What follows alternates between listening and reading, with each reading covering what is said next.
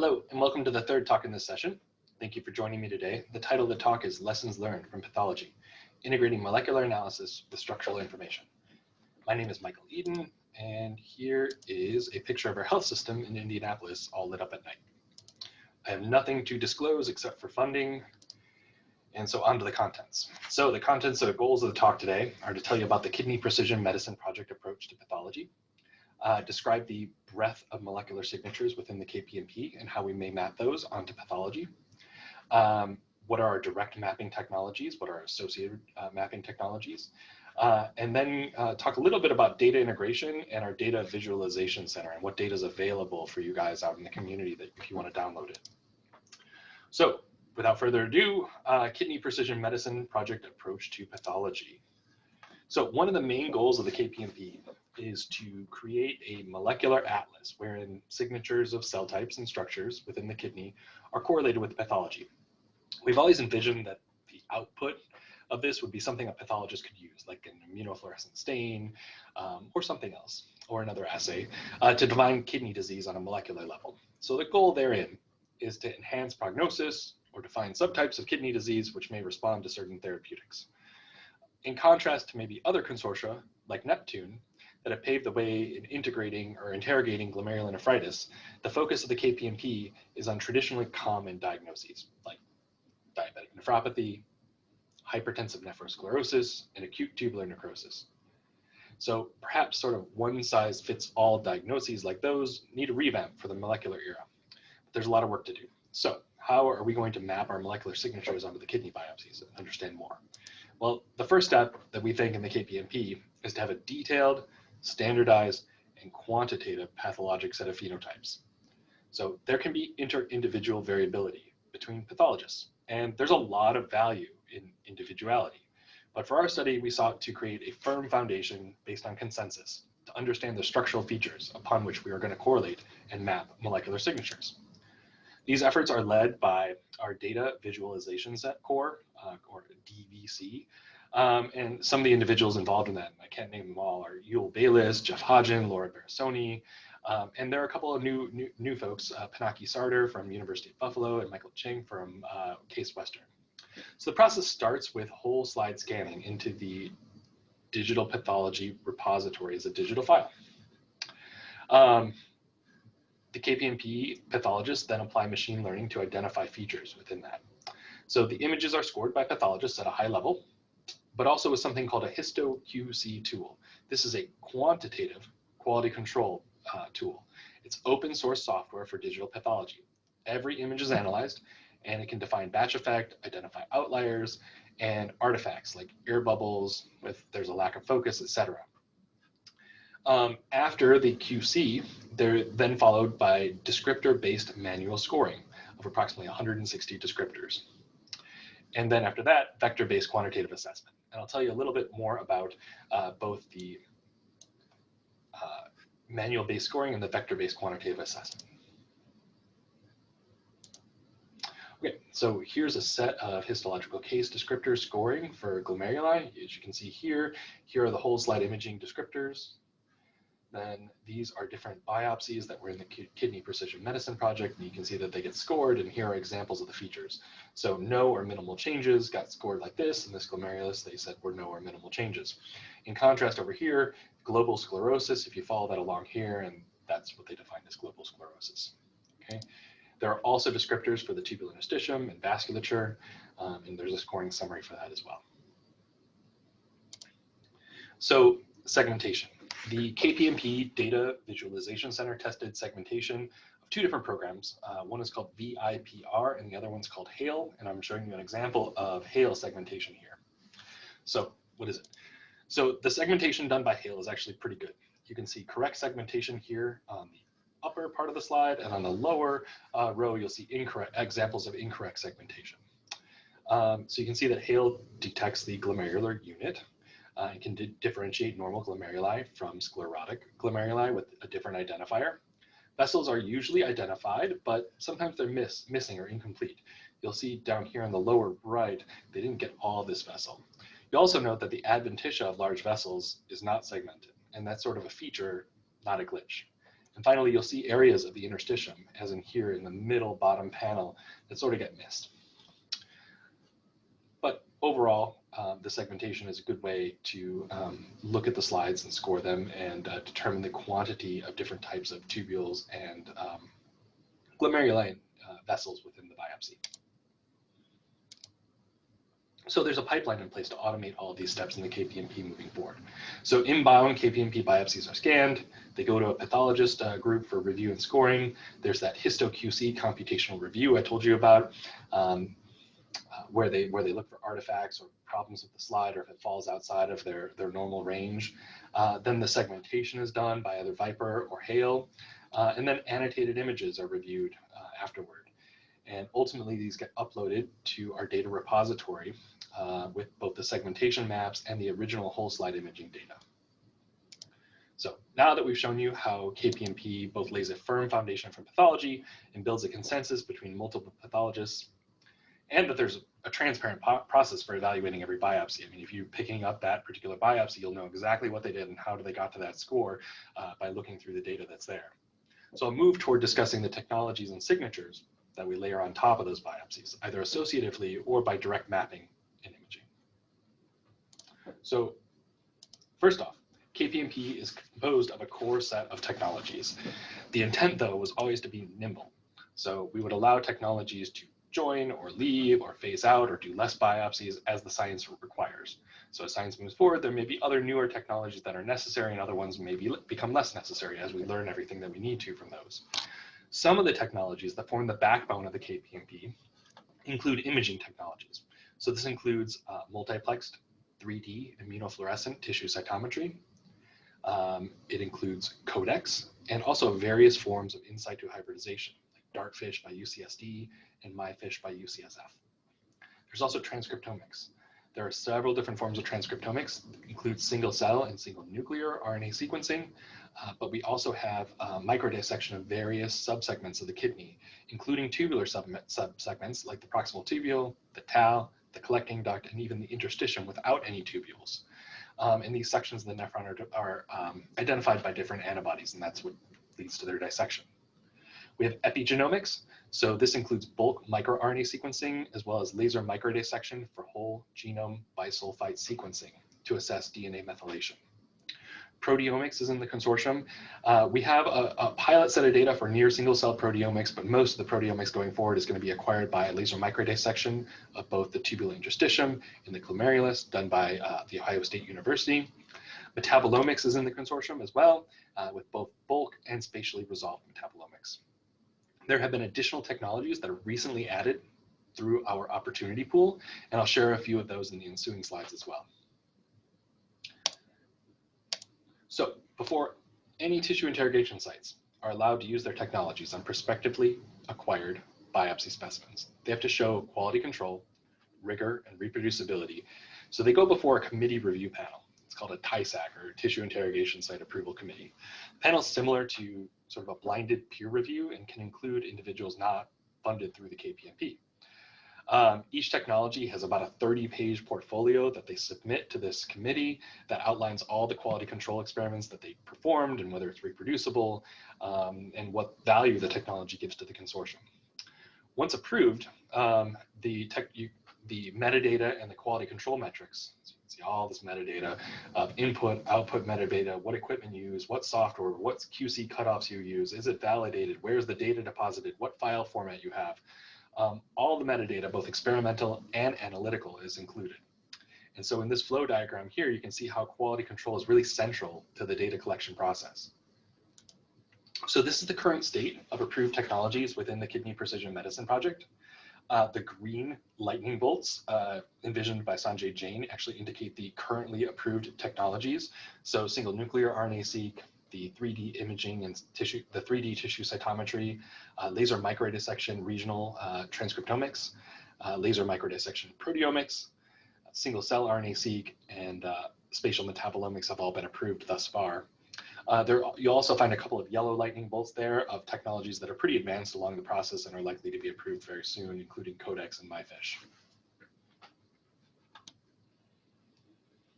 So the intent of these technologies is to integrate and complement each other. So for example, some cell types have greater representation in single nuclear RNA-seq, others in single cell RNA-seq, vice versa.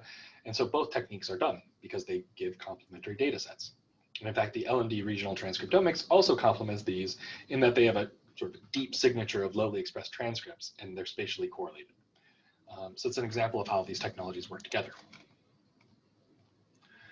So I'm now going to walk through each of the technologies while building on an example. So the example I'm going to give is immune cell mapping, or localization of immune cells within a kidney biopsy. So we'll start with single nuclear RNA sequencing data. This is now publicly available at kpmp.org. And this includes both biopsies and nephrectomies as part of the KPMP and HubMap. The data was generated by WashU and UCSD as collaborators. They have now identified over 68 clusters of cell types and subtypes of cells, including a variety of immune cells, dendritic cells, lymphocytes, etc. And you'll find them sort of here at the center of the UMap. So this technology is complemented by single cell RNA-seq, and this data is generated by the premier site of University of Michigan, the Broad Institute, and Princeton.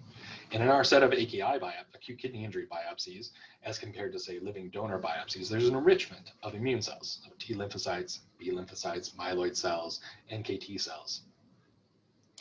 Using a cell phone DB receptor ligand analysis, they were able to identify that in one set of infection-related acute kidney injury, biopsies with ATN had a higher number of interactions between endothelial and myeloid cells, as well as loop of Henle and myeloid cells. So here we're showing myeloid, but there were also some lymphocyte interactions as well. So then we went to the imaging data, the 3D tissue cytometry, to localize those. And who needs Mulan when you have this beautiful movie from Tarek Ashkar and Pierre Dager in their laboratory at IU. And take a look right at that vessel. You'll see a number of lymphocytes infiltrating, as well as a couple neutrophils too. So this is one of the infection-related kidney biopsies with acute tubular necrosis. And 3D tissue cytometry and immunofluorescence was performed in 8 channels, localizing the neutrophils and T cells within the glomeruli. Here you can see some red. Those are neutrophils. You can see this blue are the CD3 T cells, and also the vasculature. I feel like I'm flying in a helicopter.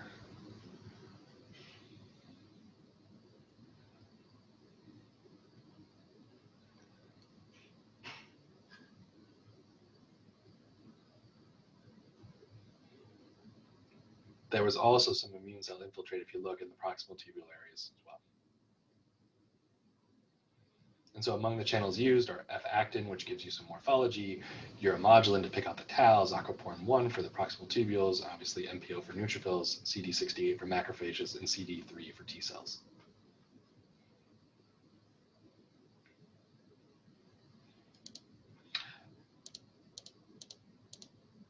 And so these findings are then quantitated by tissue cytometry, which is performed. So you'll see that neutrophil density has greatly increased in acute kidney injury as compared to the chronic kidney disease biopsies. This is maybe not necessarily a surprise, but the key here is that the data is there and it's quantitated to help you all understand the transcriptomic signatures you're getting. So finally, then we go and validate these findings by laser microdissection. And so we dissected that exact vessel that had all those T cells in it. And this is data from my lab, but looking at the transcriptomic signature, we find similar receptor ligand interactions enriched in that vessel that were found in some of the other analyses. But these interactions are actually enriched compared to the tubular interstitium as a whole. This is actually the first slide that I've shown you that's my own data, which kind of feels bizarre in an ASN presentation, but that's the beauty of collaborative science, right? So moving on, the proteomic analysis done by Ohio State, the group of Brad Rovin and Samir Parikh similarly confirmed a lot of immune cell signals found in the tubular interstitium of the acute kidney injury samples as compared to their control nephrectomies. So the technologies illustrated thus far show our initial approach to interrogation. These are really the first to be approved in the KPMP, but our family of technologies is growing. So here you'll see a data latent schematic of our spatial metabolomics technology. On the left of the slide is these sample and analysis considerations, including the workflow. In the top center is an example of the measurements that they do. They can do pre-mass spec quality control imaging with either autofluorescence or bright field, and then they do mass spec imaging afterward with either PAS staining or IHC staining as well.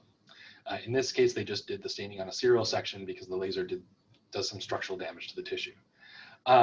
Bigger part of the slide, the right and sort of the center bottom, illustrate how they use spatial metabolomics and integrated it with both RNA sequencing and proteomic data to find a unique marker, the CER6, in podocytes. That was a spatial metabolomic molecule that they detected. That was also found to have health implications for this enzyme. One of our opportunity pool technologies is SlideSeq, developed at the Broad Institute by Jamie Marshall and Anna Greca.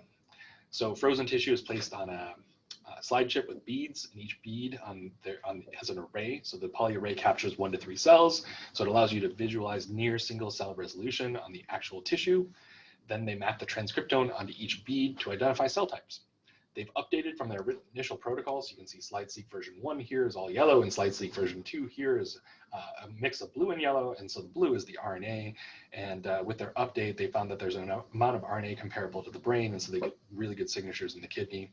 On the right, you'll see output from an individual, which allows you to call proximal tubules, or the collecting ducts, I guess, are yellow, and ductal convoluted tubules are green.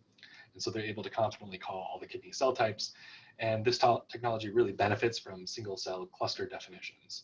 And so we're looking forward to integrating Dr. Greca's work into the KPMP as well. Another one of our Opportunity Award Pool awardees is Lloyd Cantley from Yale. He's developed a spatially preserved cell state phenotyping using imaging mass cytometry called kidney maps. This is a type of imaging mass cytometry that's done in FFPE tissue, and it's similar to CyTOF, but used on tissue rather than single cells. So mass spec detects heavy metals, which are conjugated to antibodies, and Dr. Cantley is able to analyze up to 45 different antibodies on the same tissue section. There's a 1 micron resolution, so you can get nearly single cell resolution. There's a laser that burns and pulses the tissue, and so then they identify every heavy metal in the tissue. There's actually no image. It's reconstructed by data analysis. And so this is an example of the data output here. And you'll see blue tubules that were actually labeled with megalin at some point. And you'll see glomeruli and vessels here. So the data is very quantitative, and we're excited to have Dr. Cantley aboard and collaborate with him. Here you'll see some data from my own lab on whole genome bisulfite sequencing, which identifies DNA methylation. It's available in the data lake. Here we depict 2 genes. First is POD-XL, glomerular gene, and PDZK1, a tubular gene, is below. What you'll see is that there's higher methylation in the contra compartment. So POD-XL is expressed in the glom, but there's a lot of methylation in the tubular interstitium, and vice versa for PDZK1. So as part of the KPMP, we are figuring out the extent to which this pattern may hold in the whole genome and in various disease states. MyFish is a in situ hybridization technology developed at UCSF in Zoltan Lazik's group. There's multiplex immunofluorescence and in situ hybridization, and it's semi-automated to evaluate both mRNA and protein at a single cell level. So in the upper left, you'll find the workflow given. The optimized protocol can then use up to a 20-plex panel to detect both 1 in situ hybridization target and up to 19 immunofluorescent targets. So here's an example of all, a bunch of different targets, 16 targets right here that they had in their quality control metric. And it's done on FFPE tissue. So cross-examining both protein and RNA on the same section, we can enhance our interpretation of the signals in both health and disease. Of note, UCSF is also optimizing the Codex technology. This is a multiplexed immunofluorescent technology for up to 28 markers.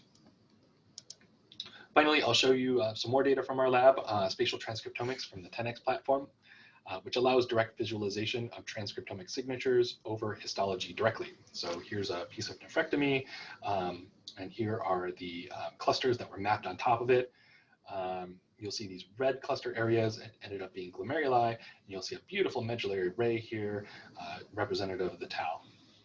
Okay, The spots are larger than slide-seq. They're 55 microns. So they do require deconvolution, but they also have deeper signatures. There's about 8,000 transcripts per spot. You can cover an entire biopsy if you cut it creatively. You can also align signatures with the underlying histology. So what you'll see here are some glomeruli in the histology, and here's that medullary array I was showing you earlier. So the glomeruli map to this red, so we ended up having this red signature. The red signature was a glomerular signature, so it's enriched in NPHS1, et cetera. And here's the medullary array, and you can see this is enriched for this black area here. So the black was a tau. And if you look here, the area that ended up being black is very enriched for SLC12A1, which is a tau marker. It's also enriched for UMOD. So there you go. We're working toward uniting this technology with the 3D tissue cytometry, so you can display protein and whole transcriptome sequencing on the same image. Oh, here, I was supposed to circle the gloms. Here you can see the gloms and the medullary array, et cetera. All right, so getting on to the conclusion. So the goal and vision. So the vision is to create an atlas by cell type. Obviously, there are caveats in defining cell types and ensuring that they align with community definitions. But that's our goal. If you want to access the data generated, you're going to want to go to the kpmp.org website. The website really tries to balance multiple types of people who might access this data, from participants to clinicians to researchers and more. Most of the individuals maybe watching this presentation are going to be interested in the researchers button here. So click on that and you'll go to information about the antibodies that we validated in working with GoodMap. You'll get the metadata standards. The atlas will be there, which has tools to explore imaging, molecular and clinical data, and also protocols, which are also on protocols.io. In addition to all this, there's a data repository, which includes both biopsy-related data and reference nephrectomy sample data. So the first thing in the repository is really the raw data for super users. All of it is for external access, and so you'll find a variety of data from all the technologies I highlighted earlier. Some files are controlled, so the BAM and the FASTQ files are potentially identifiable. So you're going to have to make a request for those. But the expression matrix data is all open to all. Whole slide image data is open, and a variety of clinical characteristics have been released as well. So you can actually search by either a type of participant or a type of data. Raw data access is really intended for the power user, and so they can download all the data and run their own analyses. Yeah, go from there. Here's a vision of the Atlas data repository functionality. You can see it here. You can search by age, gender, tissue type, disease, sample type, participant ID, etc. So, summary and key takeaways. The Kidney Precision Medicine Project is really attempting to deliver an unbiased pathologic and molecular assessment of human kidney biopsy tissue.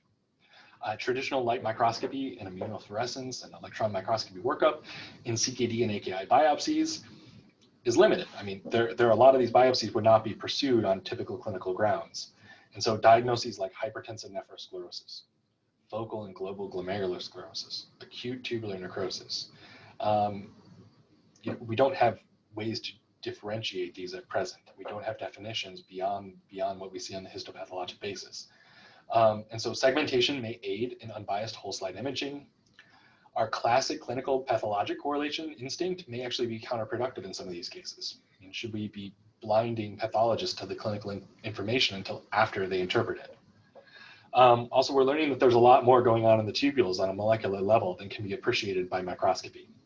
So hopefully the insights from the KPMP can move some of these biopsies with less exciting diagnoses to actionable and to subtypes of these diseases. The breadth of technologies offered here can complement and enhance a pathologist's ability to interpret the renal biopsy specimen.